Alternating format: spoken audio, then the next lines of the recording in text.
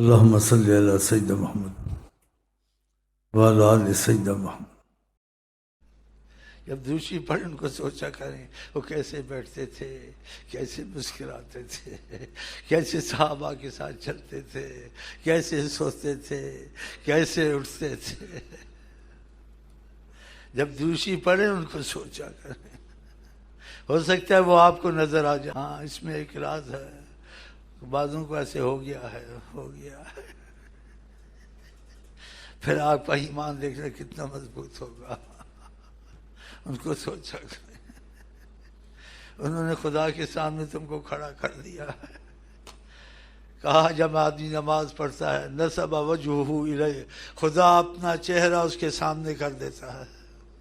آقا جی نے کہا ہے نمازوں کو چھوڑتے ہو بلکہ نمازوں میں اضافہ کرو۔ آقا جی نے کہا آدمی فرضوں کے بعد نفل زیادہ پڑھتا ہے، آقا جی کہتے ہیں خدا اس کا ہاتھ بن جاتا ہے، اس کی زبان بن جاتا ہے، اس کا ہاتھ بن جاتا ہے، اس کی نظر بن جاتا ہے۔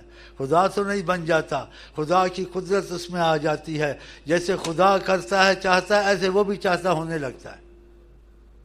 خدا کی قدرت اس کے اندر آ جاتی ہے، جو زبان سے نکلتا ہو جاتا ہے۔ جیسے اللہ جو کہتا ہے ہو جاتا ہے، وہ بھی جو کہتا ہے ہو جاتا ہے۔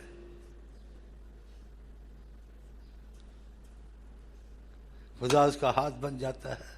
تم کو خدا نے نبی کریم نے آقا اللہ کے سامنے کھڑا کر دیا کہ کہو اللہ بہت بڑا، اللہ اکبر، الحمدللہ رب العالمین الرحمن الرحیم مالک ایاک نعبد و ایاک، ہم تیری عبادت کرتے ہیں اور تیرے ہی سے مدد چاہتے ہیں۔ یہ بہت زبردست صورت ہے، اس کی بڑی تعریف ہے۔ ہمیں اس ساتھ انعمت علیہم، جن پہ تو نے انعام اور رحمتیں اتاری ہیں ہمیں ان پہ کر دے۔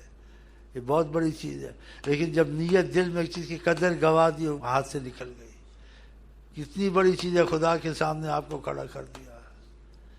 اور یہ آہستہ آہستہ آپ لگیں گے، نیت سے آپ کو محسوس ہوگا میں خدا کے سامنے ہوں نہ ہوں۔ نماز کے بعد نماز کے اندر آپ کی حالت میں فرق ہوگا، وہی فرق ہوگا۔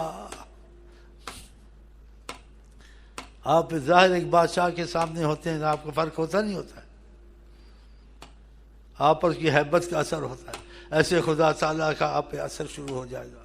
کتنا بڑا تعلق آپ کو ملا ہے، اللہ اللہ اللہ اللہ کے سامنے کھڑا کر دیا کہ نماز پڑھو، خدا سے رابطہ پیدا کرو۔ جو نماز نہیں پڑھتا خدا سے رابطہ توڑتا ہے۔ اور نماز نہ پڑھنا اتنا بڑا گناہ ہے، آقا جی نے کفر کہا ہے، زنا شراب سے بڑا گناہ ہے۔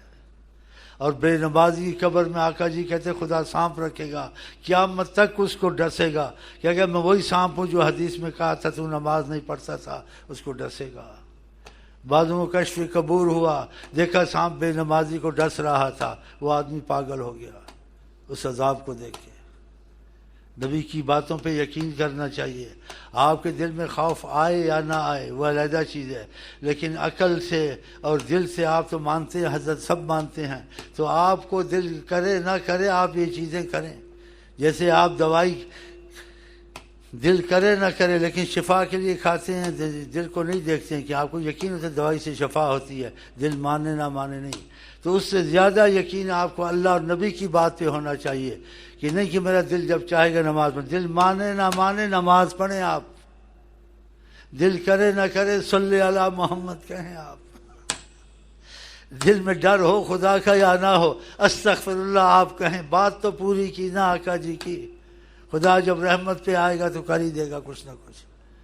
آپ ایسا کیوں سوچتے ہیں؟ یہ شیطان ایسے وسوسے ڈالتا ہے میرا دل پتھر ہو گیا، میرا جب دل صاف ہوگا میں نماز سے نہ کہا کرے گا۔